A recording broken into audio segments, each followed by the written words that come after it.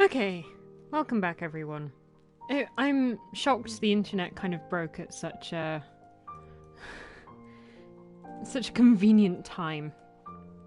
It was really, really special that it broke just at the minute I would have kind of broke up the stream anyway. So for anyone watching this in the collection, you might be a bit confused as to what's going on. It's probably a little bit jerky because we've kind of jittered back and forth for various reasons. As the story's gone on, it's become clear what needs to go where and stuff, but I can't kind of turn back time and do things that way. So what we're going to be doing now is a summary of the story of Kingdom Hearts 2. So, for people watching now, we have just finished Birth by Sleep. If you're watching this in collection, we haven't even started Birth by Sleep. So apologies for the confusion there. And then we'll be watching Recoded after this in the current timeline of events. So it's all a bit fucked, so I do apologize. But we will get through this as swiftly as possible. Apologies again for those watching now for the internet problems. If you see any buffers or anything, obviously there's no action happening, so that saves us some hassle. But do let me know, and we will get that sorted out if we can. Internet has just been shit recently. I will happily probably blame... No, I don't want to do that. I just wanted to look at it. I will happily blame my internet provider because they have been shit. Thank you! And first of all, thank you very much again to Just One Yuki for the host, and... Oh god, that was a little bit flat. There we go. Oh, still a little bit flat. Thank you! It is decreed! The time package hath yoteth his 20,000 hard-earned channel points into the abyss for the internet gods and spirits and stream gods and spirits. So we shall yeet those points into the abyss, and hopefully they will receive them toot sweet and will fix shit sooner rather than later. Kick Richard Branson up the ass and all that good shit. Thank you, Jess. I shall take a sip of wine. Because we about to get into it. Again, if you've just been watching Birth by Sleep, and you're not watching this on the collection, if you're watching this in the collection, thank you very much, it's appreciated. They very much are. They've had like 6 donations in the last couple of days. If you're watching this in the collection, thank you very much, and apologies if things are a bit wibbly wobbly. If you're watching this in real time, thank you very much for coming, and apologies if things are a bit wibbly wobbly. But right now, we will be doing a summary of Kingdom Hearts 2. If you're interested in the collection, we also have the summary of Final Mix, Chain of Memories, and 358 Days, all in one bundle. But Kingdom Hearts 2 is where shit gets fucking real, so we're doing it one at a time from now, and then we'll probably do either one for Birth by Sleep, or we'll do one for Birth by Sleep Recoded and Dream Drop, or we'll do one for Birth by Sleep, and if there's another bit and whatever, we'll see how we feel after Recoded. We'll see how much needs clarifying. It gets thick from here on out, so it will probably be more and fewer far between kind of thing. Anyway, so, oh man, this is a lot, and I did write this earlier today, so I apologize if things are a little bit scattered, or if I miss any details out. I have done my best. This story is complicated. So, Part 2, bitches! Or Part 2.5, I guess, because, you know, Kingdom Hearts and such. So, this is 2.5 of the story so far, and if the plot of 1, Chain of Memories, and 358 Days I Hate About You are still confusing, we already did that, so be sure to check that out. Exclamation mark, all KH, if you're curious. So, we began this one. Kingdom Hearts 2 Final Mix with Sora asleep because amnesia. Half the organization, 13 members, already dead, or undead, because nobody's... I don't know. Also explains why I was confused as a kid, because I started too, like, where the fuck are all these Hot Topic rejects? There's going to be 13 of them, and I only count 6. And we also have Riku in Ansem's clothing, trying to wake Sora the fuck up. We also ended last time not really knowing what was up with post-organization life Roxas, a la Kiryu leaving the Yakuza, you know, new life, new prospects, no longer held down by the organization. Unlike Kiryu, though, Roxas wakes up to a seemingly normal life at the beginning of Kingdom Hearts 2. You know, bed, room. I mean, that's pretty much normal life in Kingdom Hearts. Do you have a bedroom? Do you wake up in it? You're probably okay. So, Roxas has a normal life. And normal human friends with hearts. Like, she'll never happened. Anyway, Roxas has a normal life, and also a few flashbacks of some of the dude's memories, you know, as you do in a normal life. And is on his summer vacay! Woohoo! So, along with his pals Camo Tiger King dressed up Hainer, stereotypical Happy Chub friend Pence, and oh, she's also here, Olette. The pals all work together so that they can go to the beach! Economy being the way it is, though, they have to earn some monies to hop on the choo-choo trains. And do so with your regular summer vacay part-time jobs. For example, hitting bees, hitting balls into the air as a street entertainment show, and hitting junk into other junk. Cool, okay. As this happens, they find increasing amounts of weird things happening around town. Sorry. Mysterious waterfall shadows attacking people, spooky noises coming from subways. Underpass, not the sandwich shop. They also have weird noises, but that's like a given.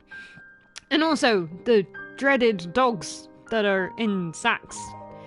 Totally normal summer vacay! Oh, and also soulless and heartless humanoid blob monsters attacking Roxas, who is magically able to bonk them on the head with a mysterious blade key thing. Huh. If that wasn't enough, Roxas bumps into a mysterious cloaked figure, because, you know, Kingdom Hearts, innit? Who we recognize to be Axel, who recognizes Roxas, which is weird because Roxas has no clue who this motherfucker is. Cue tears. He hasn't got it memorized. That's the moral of the story. It's like, have you got it memorized? No, I haven't got it memorized. Kingdom Hearts 2, motherfucker. This pisses Axel off, understandably, but Roxas doesn't give a fuck and carries on through a mysterious mansion place, bumping into this blonde chick named Nominee, who is like, hey, you're nobody. This, once again, confuses Roxas. He then bumps into Christopher Lee's Diz, who shows Roxas Sleepy Sora, Donald and Goofster, and is like, so, you're gonna merge or what? Roxas is understandably, again, confused by all this. Anyway, he's gone now, and the game begins! Yay! So, Sora wakes up, and we assume that is because the two have merged. With Roxas being Sora's nobody, he was required to wake Sora the fuck up. We learn from Things and Stuff that Ansem and Riku created a digital version of Twilight Town for Roxas to live in for a few days, so that Roxas could regain his own memories that he lost because reasons that we can get into another time, or now, let me know. In turn, helping to return Sora's memories, which is how he wakes up. So we start Chain of Memories with Sora kind of increasingly forgetting things that happened to him. And with normal... I'm just ad-libbing this because I will explain it. With Nobodies and Heartless and all that good stuff, when you have a Heartless maid, it kind of helps the Nobody preserve the memories. And the person preserve the memories. Because Sora was only very temporarily a Heartless, that meant that the memories weren't there as good. I suppose. Or something. Anyway. So, Roxas gets his memories back from digital Twilight Town. This in store when he merges restores Sora's memories, and then Sora wakes up. Jiminy, being helpful as ever, reminds the Fuzzy Memory Gang that he might have written something in his thick-ass journal to find the crucial information that, you know, he's been collating the whole time in Chain of Memories. He's got a really, really big book that he can write a lot of information in, and all he wrote was thank Nominee. That's all. Fucking useless. Anyway, nobody knows who that is, so they all fuck off to find Yen Sid, Mickey's overlord, because apparently the overlord has an overlord, for information about what the fuck has even happened over the last year while he's been asleep. And of course, for an all-important makeover! Yay! So, new kicks equipped, we learn again of the organization who want to take Kingdom Hearts' power for themselves, and have an army of nobodies to help them do that. Yay! Also, Pete's a villain now, I guess. Speaking of Pete, though, he unites with Maleficent, still not dead, bitches, who is still building a huge army of Heartless. Wonderful, what a shit show to wake up to. To top this great news off, we learned that Ansem, the one we killed in Kingdom Hearts 1, yeah, he was a Heartless. He wasn't the real deal villain. God damn it. Okay, open your ears. This is where it gets confusing as shit. And yes, I know how that sounds, considering this is Kingdom Hearts and everything is confusing as shit. So, Ansem, that we killed in Kingdom Hearts 1, is the Heartless of Xehanort, an evil guy who must have died awesome at some point because he also has a nobody called Xemnas, who we already know from Chain of Memories is the leader of Organization 13. And I know we've just been playing Birth by Sleep and we might know some new things about this, but we're pretending we don't for the sake of this. Xehanort, full person. Ansem, his Heartless. And Xemnas is Ansem with an X, so that's his nobody. Okay, we got it? We got it. Nobodies, by the way, are what remains of those who've lost their hearts to darkness. So, the Heartless is when the heart leaves the body and the soul is what is left and becomes a nobody. So for example, when Sora released his heart and Kairi's heart in 1, he was made into a Heartless, but nobodies of the 2 were also created. And from appearances alone, we can safely assume this to be Roxas and Naminé, respectively. However, just to really rub shit in, there is another Ansem. Yep, one who is human and has a heart and shit, and he had Xehanort as his apprentice. So, real Ansem is the master, Xehanort was his apprentice, Ansem 2 was his Heartless, who took on the name of Xehanort's master, who was also Ansem, but Ansem 2, which is the Heartless one, and the one that we killed, and Xemnas was Xehanort's nobody. Are we keeping up? Because me neither. Xehanort wanted all the powers, giving his heart to the darkness at some point, creating Xemnas, and taking on his master's name, and getting swole with the power of the darkness. After fighting lots of shit, including taking out a couple more organization members, including Zaldin, the Lance Dreadlock Man, and Demyx Dance Water Dance, leaving Sykes, Axel, Luxord, Xigbar, and Xemnas, I think. I might have missed a couple. So they're the only remaining ones. So after fighting them and witnessing Goofy's brief death scare, Xemnas appears to tell us the plan. Make a new doorway to Kingdom Hearts, the place of all hearts and peeps of worlds and stuff. To let nobodies get their hearts back. If he gets Kingdom Hearts, they get hearts. Simple as. This whole time, Sora is still upset because where are my friends? It doesn't matter. After foraying into different Disney worlds for things and stuff, Sora makes his way to the world that never was. But is, I guess. Makes total sense. On the way, Sora and crew are attacked by nobodies, and heroic boy Axel is like, hey, I heard a lot about you. Ain't this a shit show? And heroically gives his life to protect Sora from the attack. He reminisces about Roxas before fading away, and this game has affected me in the following ways. Along the way, Sora has had echoes of Roxas in his mind, meeting the trusty trio from the real Twilight Town, who don't remember Roxas, sad face. Roused Roxas's feels inside of Sora when they merged. Like, he's still in there. He's still having feelings, and so Sora will be, like, crying and not know why. Plus, everyone keeps saying that Sora looks like Roxas, and like, who the fuck is that? And Sora, you seriously have problems not remembering the people who died for you, I swear to God. So, Axel dying in Sora's arms really, really rouses Roxas's feelings, as when they arrive at the worlds of isn't and isn'ts, we meet another cloaked figure, because Kingdom Hearts, who Sora thinks might be Riku. We, the audience, realise we're at the same tower where Roxas and Riku fought at the end of 358.5 days, and there we find Roxas, questioning why this loser, Sora, got to live over him. Fair point, to be honest. Roxas realises Sora has alive friends and dead people that meant he can live who he's clueless about, and this, once again, understandably pisses Roxas off. They fight, we cry, and Sora dead up just takes Roxas's Keyblade to smite him. That's fucked up.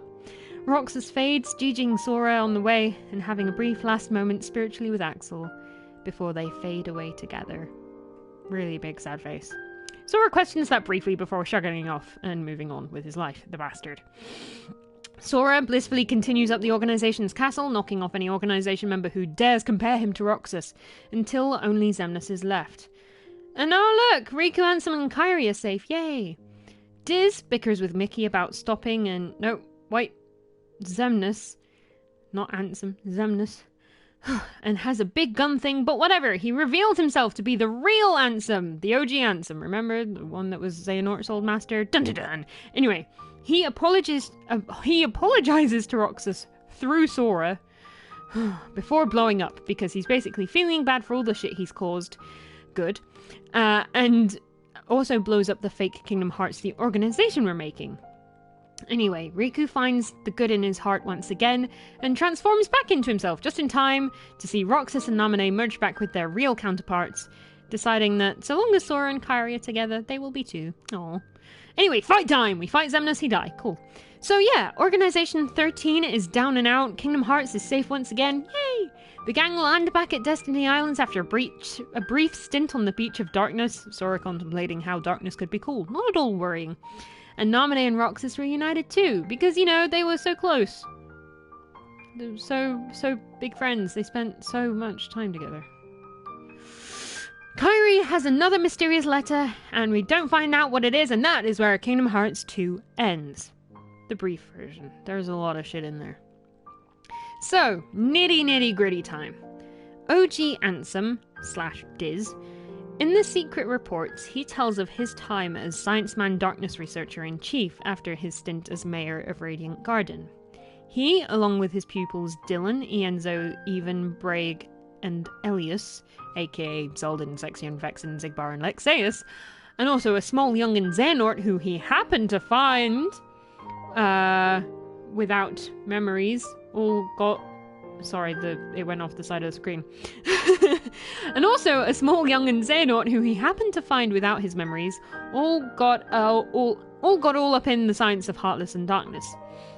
The real Ansem also recounts how the reports we found detailing Heartless research in the first game were written by his imposter, said small Xehanort, taking on Ansem's name. Just to be really confusing. As these scientists studied the darkness and all of that good shit, the real Ansem began to see them all give into it, wanting the power that it provided. OG Ansem went full hardcore into the realm of darkness, trying to learn about the corridors in and out of it and the dangers of it. When he returned, he found that his students, egged on by Xehanort, now going by Ansem, disappeared. OG Ansem later learning that they experimented on themselves, causing them to be nobodies, and that is the simple version. They then experimented more with Namine, because Kairi was a princess of heart, she didn't have a Heartless, meaning that Namine is a special vulnerable being with magic powers who draws to make up for the friend she doesn't have. And can do shit with Castle Oblivion, which is why Chain of Memories happened. OG Ansem learned this when he popped to Castle Oblivion to see what everyone was up to. Xehanort, having had his Heartless and Nobody forms defeated, I guess might still be out there? I don't know really. Guess we'll find out soon. And that is where we leave the Kingdom Hearts 2 story summary. One day, maybe some of this will make some fucking sense. It does, but there are questions like, is Xehanort still around? That's kind of my main question, to be fair. That's my main question. But yes, I hope that helps kind of summarize things a bit more. It feels like, considering the length of Kingdom Hearts 2, that more might have like happened or something, but it didn't really. So yeah, that's okay though. Yay! I'm jumping rejects. Rising to the soul and altruistic purpose to hydrate. Thank you.